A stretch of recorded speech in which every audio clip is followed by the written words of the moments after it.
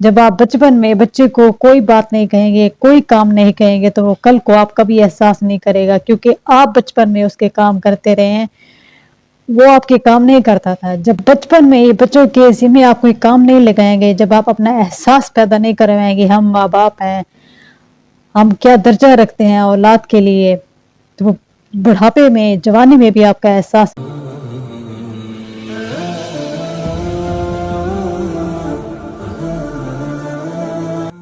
بسم اللہ الرحمن الرحیم، الحمد للہ رب العالمین۔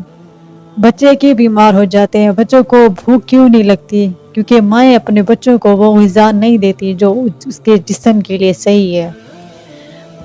جب بچہ پیدا ہوتا ہے تو اسے نہیں معلوم ہوتا چینی، نمک، یہ چیزیں کیا ہوتی ہیں، اسے دیا جاتا ہے، اسے بتایا جاتا ہے، اسے کھلایا جاتا ہے کہ یہ کھاؤ، کیونکہ یہ غذا آپ کے جسم کے لیے ہے۔ جیسے جیسے وہ بڑا ہوتا جاتا ہے، وہ جیسے جیسے ڈراموں میں، موبائل میں یا دوسروں کو دیکھے گا کہ یہ چیز کھا رہا تو وہ وہی کھانا مانگے گا، وہ وہی چیز اپنے ماں باپ سے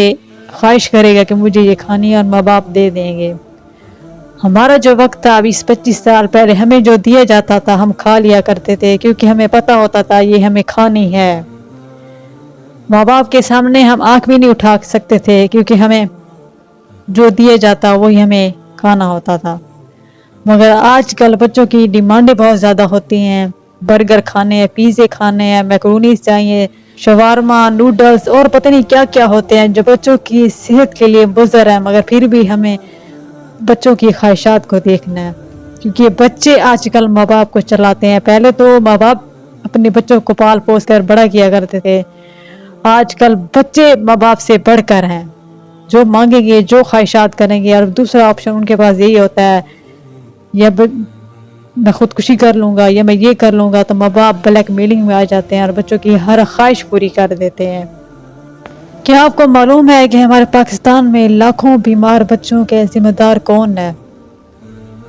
یہی مائیں اپنے بچوں کو غذائیں کھلاتی ہیں، ان کی خواہشات پوری کرتی ہیں، پھر یہی مائیں ہسپتالوں کے چکر کاٹتی ہوئی نظر آتی ہیں، کتنی پریشانی کا، کتنی تکلیفوں کا سامنا کرنا پڑتا ہے۔ اس سے پہلے کہ آپ کے بچے بیمار نہ ہوں تو آپ ہاسپٹل نہ جائیں، آپ ہاسپٹل نہ جانا پڑے آپ کو، تو بچوں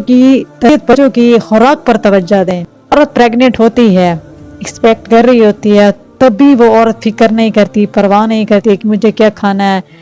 کیونکہ آج کل کی عورتیں الگ رہنا پسند کرتی ہیں کہ ہمیں کوئی کچھ نہ کہے، ہم جس طرح کی زندگی گزارنا چاہتی ہمیں گزاریں، ہمیں کوئی روکنے ٹوکنے والا نہ ہو۔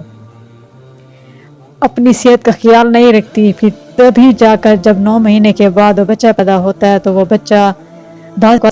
کتنی بیماریوں کے ساتھ پیدا ہوتا ہے۔ جب بچہ پیدا ہو جاتا ہے ماں باپ اس کی ہر خواہش پوری کرتے ہیں۔ ہمارے یہاں جتنے بچے بیمار ہو رہے ہیں ان کے پیچھے ان کے ماں باپ ہیں، اپنے بچوں کو سختی کے ساتھ پیش ہیں، ان کو بتائیں کہ یہ غذا آپ کے لیے صحیح نہیں ہے۔ جب ہم خود انہیں کوئی چیز بری نہیں دکھائیں گے، نہ دیں گے، تو وہ کبھی آپ سے خواہش کا اظہار نہیں کرے گا کہ یہ مجھے کھانی ہے۔ 2 فیملیز اگر ایک گھر میں رہ رہی ہیں، دونوں فیملیز میں ایک ہی خوراک کھائی جا رہی ہے، اگر ایک بچہ بیمار ہوتا ہے تو ہم اکثر اوقات یہ کہتے ہیں کہ فلان تو یہ چیز کھا رہا تھا، اسے تو کچھ نہیں ہوا۔ اگر اسے کچھ نہیں ہوا برگر کھا کر، پیزے کھا کر، تو اسے بعد میں ضرور ہوگا، کیونکہ پیزے برگر بار بار اگر کھائے جائیں تو وہ نقصان دہ ہوتے ہیں، فائدے مند نہیں ہوتے۔ بچوں کے متعلق اگر بات چل بھی رہی ہے تو ایک بات جو میں نے اکثر گھروں میں نوٹ کی ہے کہ ہم اپنے ہی بچوں کو معذور بنا رہے ہیں، مطلب بچوں کی جس طرح تربیت کی جاتی ہے اس طرح بچوں کو بچپن میں کوئی ذمہ داری نہیں دی جاتی، وہ ایسے رہتے ہیں جیسے گھر میں مہمان رہ رہے ہوتے ہیں۔ کھانا کھائیں گے تو پلیٹیں وہی پڑی رہیں گی، اگر بستر پر سوئیں گے تو صبح اسکول جاتے وقت بستر ماں آ کر تبدیل کرے گی، ماں آ کر چینج کرے گی،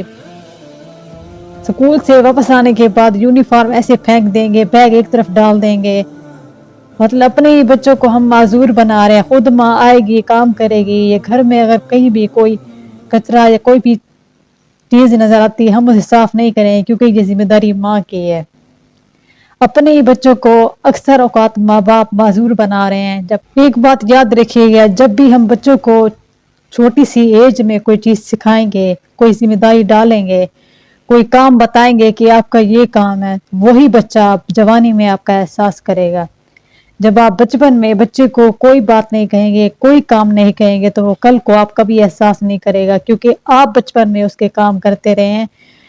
وہ آپ کے کام نہیں کرتا تھا۔ جب بچپن میں ہی بچوں کے ذمہ آپ کوئی کام نہیں لگائیں گے، جب آپ اپنا احساس پیدا نہیں کروائیں گے ہم ماں باپ ہیں، ہم کیا درجہ رکھتے ہیں اولاد کے لیے، تو وہ بڑھاپے میں جوانی میں بھی آپ کا احساس نہیں کرے گا۔ اللہ پاک نے اولاد اس لیے دی ہے کہ آپ کے بڑھاپے کا سہارا بن سکے، مگر ہم بچے کو اتنا معذور بنا دیتے ہیں کہ اپنا وہ کوئی بھی کام نہیں کرتا، اس کا کام صرف یہ ہوتا ہے پڑھنا لکھنا، یا اسے صرف ہم نے لاڈ پیار سے اتنا بگاڑ دیا ہوتا ہے کہ وہ کسی بھی رشتے کا احساس نہیں کرتا، کون سا رشتہ میرے لیے کیا اہمیت رکھتا ہے۔ افسوس کے ساتھ ہم اپنے بچوں کو مہمان بنا رہے ہیں اپنے ہی گھروں میں، اور افسوس کے ساتھ ہم اپنے بچوں کو بڑھاپے کا سہارا نہیں بلکہ اپنے لیے تکلیفیں جمع کر رہے ہوتے ہیں کہ جب یہ بڑا ہوگا ہمارا بڑھاپے کا سہارا بنے گا۔ ہم کتنی مائیں ہیں جو کہتی ہیں نہیں یہ بھی چھوٹا ہے، مقام کیسے بتاؤں، چھوٹا ہے، جب چھوٹا ہوگا اس کے ذمہ کام ہوگا تو وہی بچہ بڑے ہو کر آپ کا احساس کرے گا۔ چھوٹا چھوٹا کرتے ہی ماں باپ بچے کو بگاڑ دیتے ہیں،